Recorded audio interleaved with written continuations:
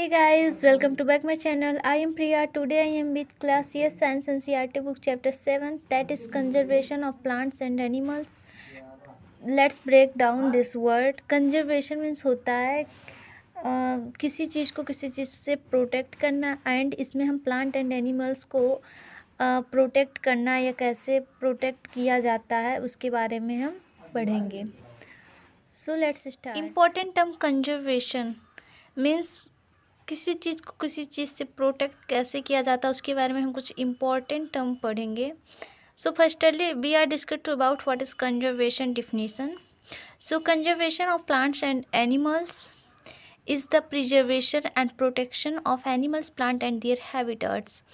Means plant and animals या उनके natural habitat को जिससे प्रिजर्वेशन किया जाता है, प्रोटेक्ट किया जाता है, बचाया जाता है, उसको हम कंजर्वेशन कहते हैं.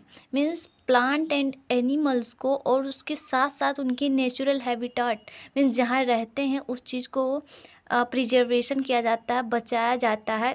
जैसे डिफॉरेस्टेशन होता है तो उससे क्या होता है, प्लांट को भी काटा जाता है, एंड प्लांट जब कटेगा तो एक फॉरेस्ट ही नहीं रहेगा. तो फॉरेस्ट नहीं रहेगा तो जिसमें वाइल्ड एनिमल्स रहते हैं तो वो भी उनका नेचुरल हैबिटाट उनसे छीन लिया जाएगा. तो इसी प्रकार से natural habitat and plant and animals in सब को कंजर्वेशन किया जाता है.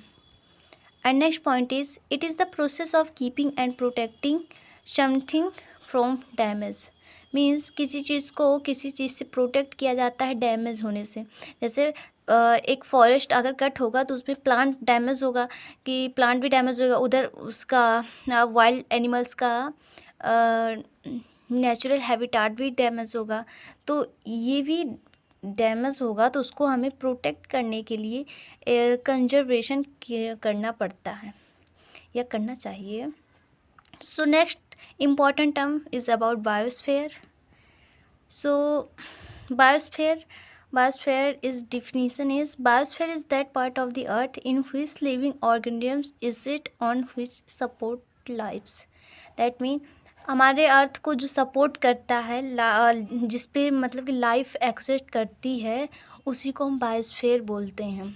जिस पे भी लिविंग ऑर्गेनिजम्स एग्जिस्ट करते हैं उसको हम लाइफ का सपोर्टर भी कहते हैं या बायोस्फीयर पर. ये समझ लो अर्थ का ये पार्ट जिस पे लाइफ एग्जिस्ट करती है उसको हम बायोस्फीयर बोलते हैं. Shorted. So next point is it can also be term like the zone of life on earth. Before the coming of life, earth was a bleak place or rocky globe. The slow seas and thin band of gases, largely carbon dioxide, carbon monoxide, molecular nitrogen, hydrogen sulfide and water vapor. Means जब हमारा ये अर्थ पर life नहीं आई थी उसके पहले हमारे life पर ग्लोब, रोकी, चट्टान, सेलोसी था, and thin band of gases के थे. कुछ लार्ज अमाउंट पे थिन बैंड ऑफ गैसेस के थे, जैसे carbon dioxide, carbon monoxide, molecular nitrogen, hydrogen sulphide and water vapour. कुछ ऐसे थे जब हमारे अर्थ पर लाइफ एक्सिस्ट नहीं करती थी, इसके पहले ये रहता था. तो फिर क्या हुआ, एक दिन नहीं मतलब billion two billion year ago एक बार हमारे अर्थ पर सनलाइट आकर टकराई, जिससे कुछ केमिकल एंड फिजिकल एक्शन हुआ जिसके कारण हमारे अर्थ पर एक लाइफ आ गई, जो कि पहला लाइफ हमारे अर्थ पर ये उसी समय आई थी.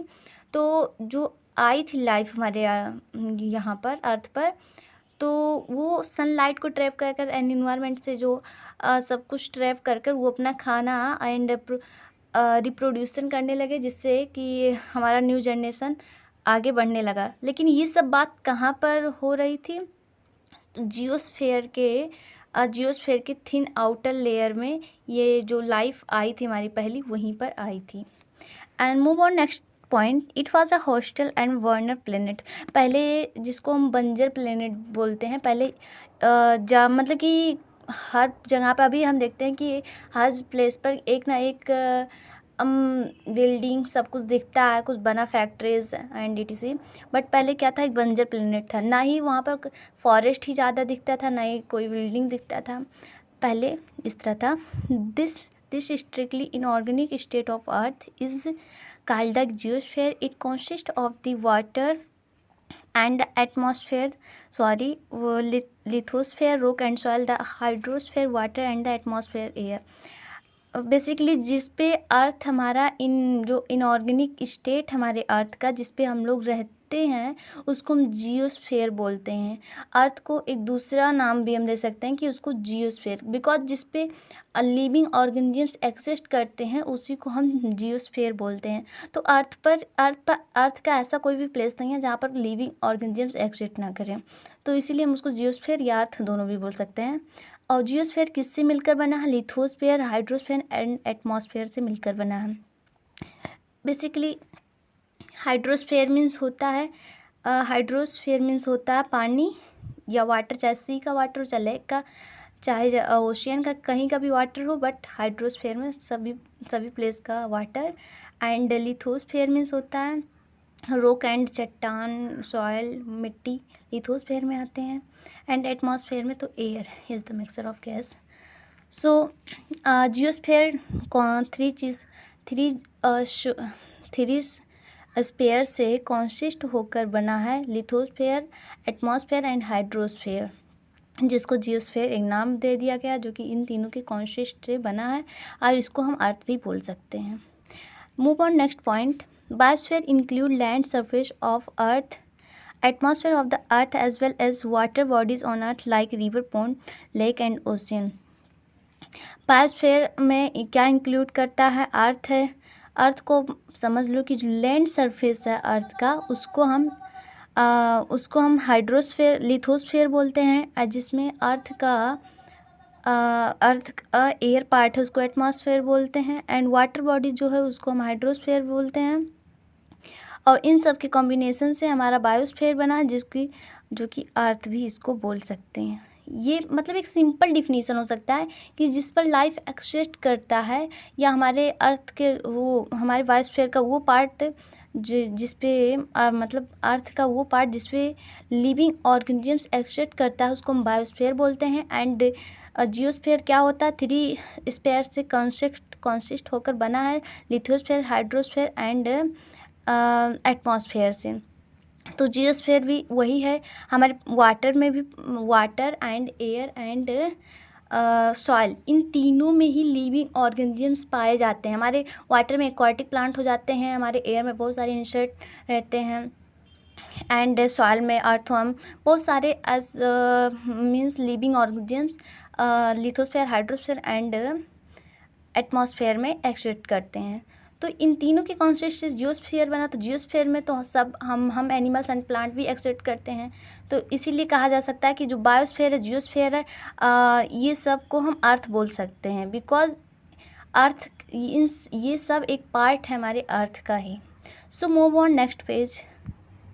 This is because living organisms are found on land, in the atmosphere as well as water bodies. इसलिए अभी जो मैंने बताई वही सेम है, इसलिए हम कह सकते हैं कि जो हमारा लिविंग ऑर्गेनिजम्स जो है वो atmosphere as well as water bodies and land पर एग्जिस्ट करते हैं।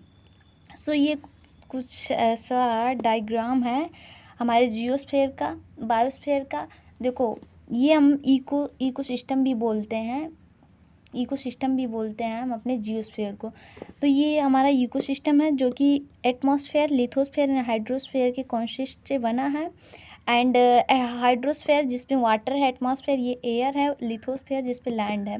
एंड इन तीनों के कॉन्सिस्ट से हमारा जियोस्फीयर बना है। एंड इस पूरा जो ये वाला पोर्स है हमारे स्फीयर है इस डायग्राम में, उसको हम बायोस्फीयर बोलते हैं। और जो पहला मतलब कि लाइफ आया था हमारे अर्थ पर, वो हमारे जियोस्फीयर के आउटर लेयर में आया था, जिसको बायोस्फीयर हम बोलते हैं।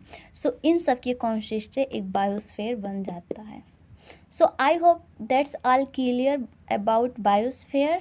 सो let's move on third important terms about wildlife and what is a wildlife and what is its definition. So let's read.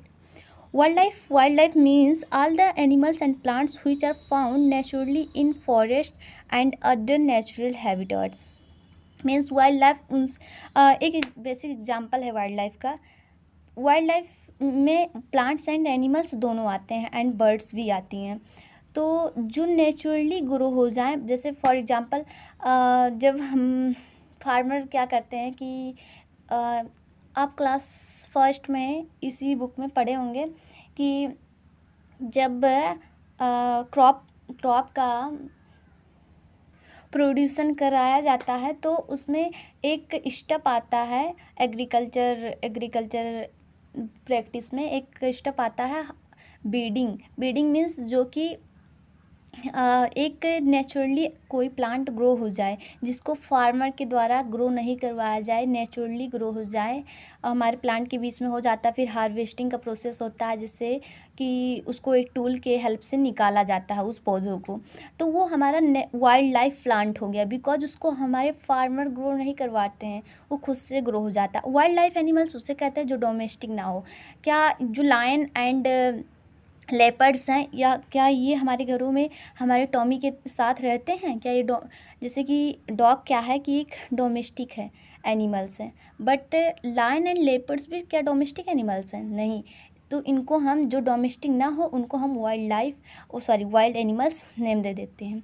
और वाइल्ड लाइफ का मीनिंग यही होता है कि प्लांट एंड एनिमल्स और उनकी natural forest other natural habitats होता है, जो कि नेचुरली फॉरेस्ट में एक्सिस्ट करते हैं। फॉरेस्ट ही उनका घर होता है, जो कि हम फार्मर या हम पेट्स एनिमल्स नहीं होते हैं, जो कि प्लांट्स नेचुरली ग्रो होते हैं एंड एनिमल्स डोमेस्टिक नहीं होते हैं। And next point is about wild life. तो दो the term wild life also include wild plants, but it is most commonly used for wild animals and birds. ये जो wild life का term है, ये मीन है, ये plant and animals and bird के लिए कॉमनली यूज़ किया जाता है। इनमें प्लांट तो आते हैं, एनिमल्स आते हैं, बट इनके साथ साथ वर्ड भी वाइल्ड लाइफ में आते हैं, इंक्लूड करते हैं। सो that's all about wild life. So I hope this concept is clear what is wild life. So next move on, important term is biodiversity. So biodiversity, in other word, the preservation of a large number of species in particular area or habitat is called biodiversity. अब for example के तौर से सीखते हैं कि पहली बात कि बायो का मीन्स क्या होता है. बायो का मीन्स होता है, let's break on this meaning word. Bio means होता है बायोलॉजी एंड डाइवर्सिटी मीन्स होता है डिफरेंट वेराइटी. तो इसमें बायो मीन्स होता है बायोलॉजिकल, तो बायोलॉजिकल में कुछ भी आ सकता है. एंड वेराइटी मीन्स होता है, जैसे कि हमारे पास पिज़्ज़ा का बहुत सारा वेराइटी होता है, कुछ पनीर पिज़्ज़ा, कुछ पिज़्ज़ा होते हैं. तो उसी प्रकार हमारे बायोलॉजिकल के कुछ वैरायटी होते हैं, जिसको एक पर्टिकुलर एरिया या हैबिटाट में उसको नाम दे दिया जाता है. जैसे एक लार्ज नंबर का स्पीसीज़ हो तो उनको एक नाम दे दिया जाता है, एक पर्टिकुलर हैबिटाट का नाम दे दिया जाता है, एक पर्टिकुलर स्पीसीज़ का नाम दे दिया जाता है. फॉर एग्जांपल हमारे कैट्स देखो, टाइगर जो होता है वो बोलते हैं कि टाइगर बिल्ली जो होती है टाइगर की मौसी होती हैं. बट कैसे होती हैं, क्या आप लोग ये जानते हैं? नहीं. बिकॉज वो स्पेसिस जो हैं उनके पास कुछ कॉमन फीचर एक ही तरीके से हैं, बट ये मतलब कि कुछ अलग है, बट एक ही फैमिली से बिलोंग करते हैं, तो उनको कुछ स्पेसिस के नाम दे देते हैं. वैरायटी बहुत होता है, बट कुछ कॉमन फीचर होते हैं उनमें, एंड सब एकदम इक्वली एक ही तरह नहीं होते, बट कॉमन होता है. तो बायोडाइवर्सिटी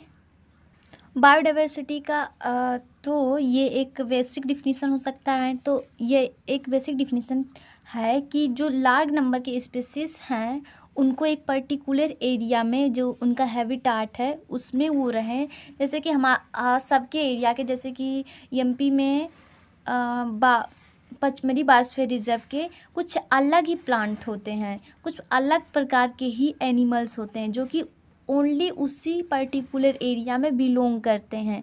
उनके पास बस यही आप डिफिनीसन समझिए. क्लास 10th में और डिटेल में पढ़ेंगे 9th में. So next term is the mean of biodiversity, biological variety. वही बायो मीन्स होता है बायोलॉजिकल एंड वेराइटी मीन्स होता है diversity means variety. So next point is biodiversity refers to the variety of organisms, plant, animals and microorganisms etc. Biodiversity denotes the richness of species in a particular area or habitat. So next point हो सकता है biodiversity के लिए, biodiversity क्या करता है, refer करता है different variety के plant and animals and microorganisms को.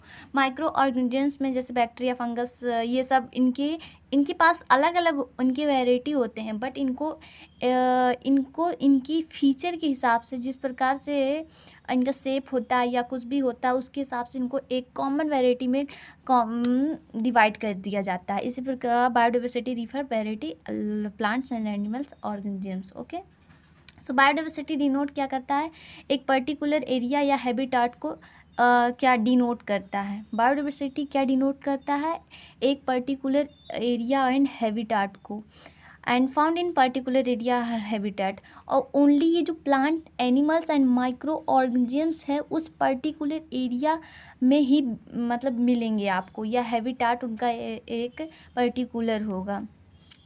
Okay, so next term is important about fifth is important term ecosystem. So a basic definition of ecosystem, let's read. An ecosystem is a system which include all the living organisms, plants, animals and microbes of an area and the physical environment, soil, air, water in which they live. That mean ecosystem एक system है जिसमें animals, plant and microbes belong करते हैं, and जितने भी living organisms होते हैं वो हमारे इकोसिस्टम में आते हैं. एंड कुछ फिजिकल एरिया या इन्वायरमेंट हो सकता है, जैसे सॉइल, एयर, वाटर, पानी एंड मिट्टी एंड पानी, वाटर, मिट्टी, ये सब इकोसिस्टम में बिलोंग करते हैं. तो इकोसिस्टम में क्या क्या बिलोंग करते हैं, हमारे living organisms and soil, air, कुछ फिजिकल इन्वायरमेंट.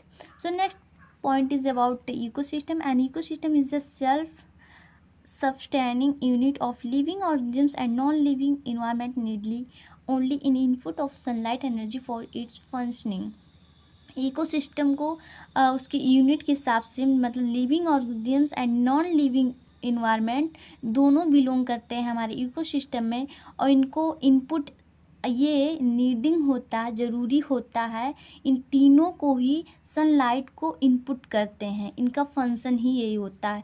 फॉर एग्जांपल, अगर हमारे प्लांट सनलाइट को इनपुट नहीं करेंगे, उसको ट्रैप नहीं करेंगे, तो वो अपना खाना कैसे बनाएंगे. तो इसी प्रकार सभी लिविंग ऑर्गेनिजम्स को सनलाइट की ज़रूरत होती है, नीडली होती है.